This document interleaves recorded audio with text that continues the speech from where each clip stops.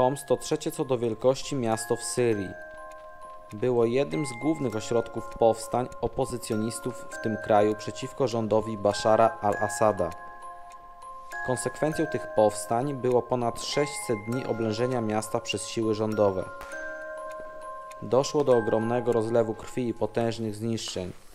W trakcie walk do rewolucjonistów dołączały coraz to bardziej radykalne organizacje, jak na przykład szerząca islamski terroryzm An-Nusra, powiązana bezpośrednio z Al-Kaidą. Armia rządowa odzyskała kontrolę nad miastem, jednocześnie doprowadzając je do ruiny i zabijając wielu Syryjczyków. Niestety dziś trudno usłyszeć jakąkolwiek opinię miejscowych osób na ten temat. Zniszczone miasto Homs było jedynym miejscem, o którym nasza przewodniczka nie powiedziała ani słowa, a podczas naszego pobytu w tym miejscu wolała pozostać w samochodzie. Słuchajcie, dojechaliśmy do miasta Homs, do dzielnicy, w której toczone były walki o to miasto podczas wojny domowej w Syrii. Wszystko działo się około 10-12 lat temu. Nie będziemy tu całej historii Wam opowiadać, tylko to, co jest najważniejsze w tym całym konflikcie.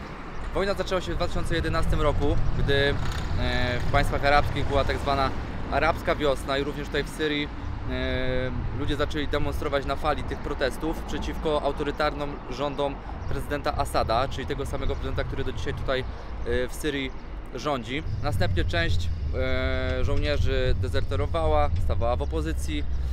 Bardzo dużo etapów tej wojny było gdzieś po drodze.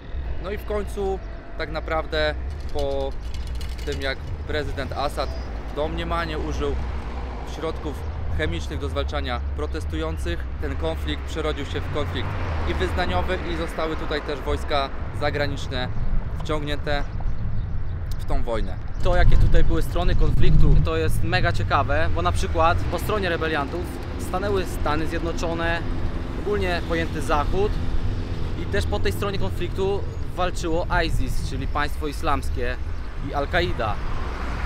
Zaś po stronie Syryjczyków stanęła na przykład Rosja i to była właśnie główna pomoc dla rządu Bashara al-Assada. Trudno nam tutaj poprzeć którąś ze stron, bo Bashar al-Assad faktycznie prowadził autorytarne rządy i krwawo tłumił te wszystkie protesty i ludzie mieli prawo protestować, ale po drugiej stronie barykady mieliśmy państwo islamskie, państwo wyznaniowe, gdzie gdyby faktycznie oni pokonali siły rządowe, kto wie, jakby dzisiaj Syria wyglądała, czy to nie był jakiś po prostu kalifat typu na przykład Taliban.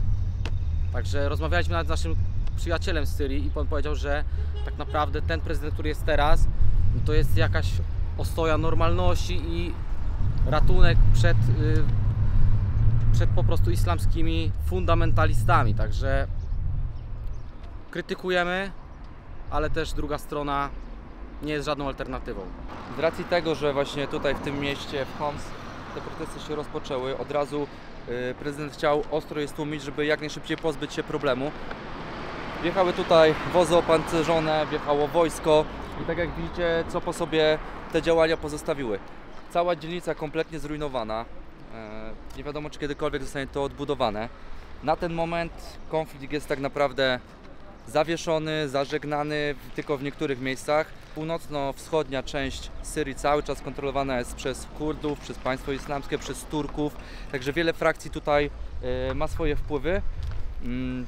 Większość kraju przy pomocy właśnie Rosji i Chin Bashar al-Assad, że tak powiem, odbił, ale wcale nie jest tak, że to wszystko jest już zakończone.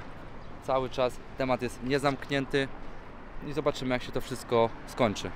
Oby pokojowo, bo obraz wojny jest tutaj aż nadto widoczny. Też chciałem jeszcze dopowiedzieć, żeby to dobrze wybrzmiało, te protesty, które rozpoczęły wojnę domową, one nie były pro państwu islamskiemu czy pro ISIS. Dopiero później ten konflikt tak ewoluował, że te siły mieszały się w tą wojnę i ludzie trochę, wydaje mi się, że zrozumieli, że jednak to też nie jest żadna alternatywa dla obecnego prezydenta Bashara al-Assada. Jeśli chodzi o te strony konfliktu, jakich mówiłem, no to do dziś jest odczuwalna ta przyjaźń syryjsko-rosyjska. Nawet na magnesach widzieliśmy, na suwenirach Assada razem z Putinem. Tak jak kiedyś mówiliśmy na odcinkach, gdzie nie pojedziemy, jest inna perspektywa, inne spojrzenie na świat, więc nie oceniamy tego do końca. Do dziś też stacjonują tutaj wojska Stanów Zjednoczonych, na przykład blokują granicę z Irakiem, gdzie jest trasa Bagdad-Damaszek i jest to też kluczowa granica, także i tutaj mają problemy.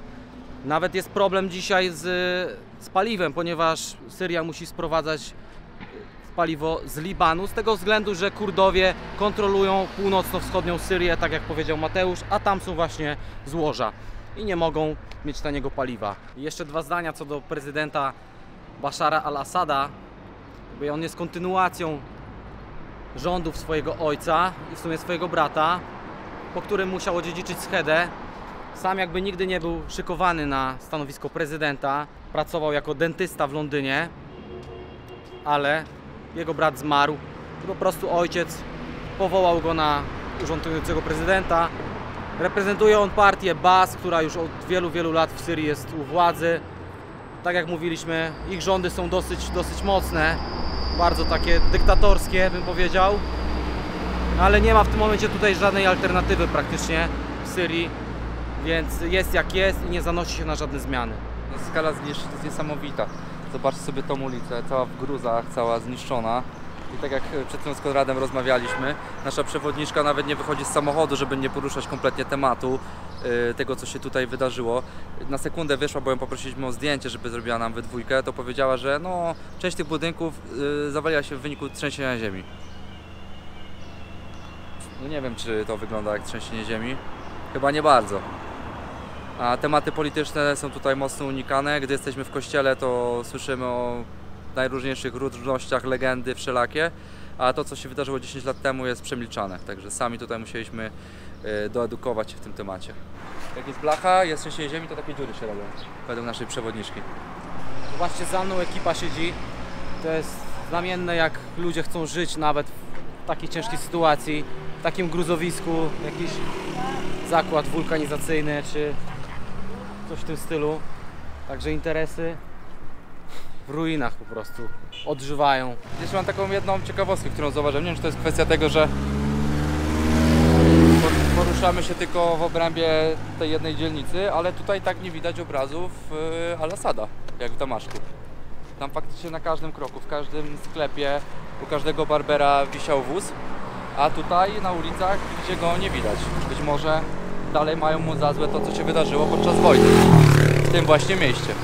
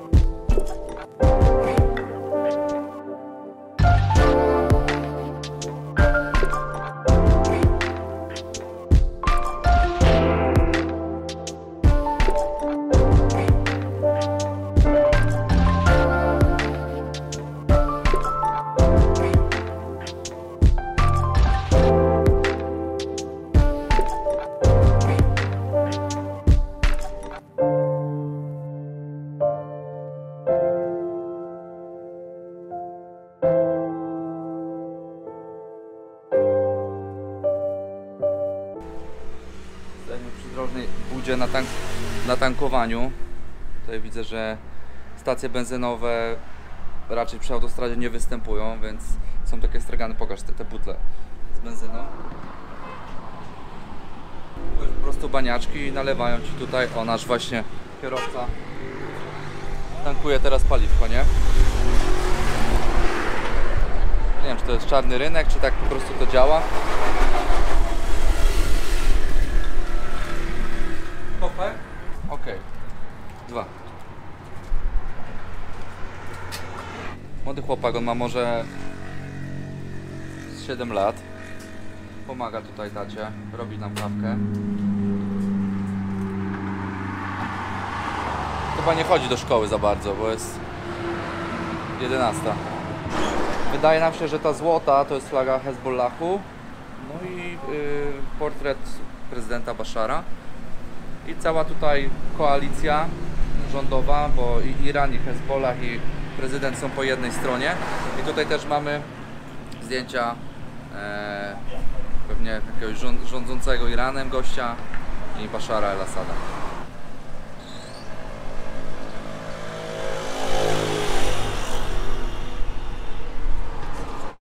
Ostatnie chwile w Syrii, już dojeżdżamy do granicy z Libanem.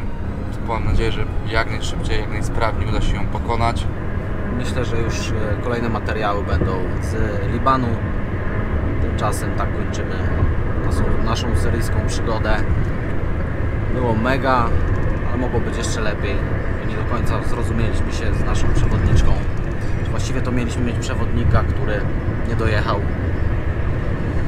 I był ktoś w zamian, kto nas nie do końca skumał, o co nam chodzi. Znaczy dawaliśmy do zrozumienia cały czas, że trochę chcemy na innych rzeczach się skupić. A musieliśmy robić to, co chciano nam pokazać. No niestety, ale wyciągnęliśmy, wydaje mi się, tyle, ile mogliśmy z tego wszystkiego. Teraz zbliżamy się do granicy z Libanem. Wymienimy jeszcze pieniądze, bo niestety mieliśmy ich za dużo. Żegnamy się. Do zobaczenia już w Libanie. Cześć.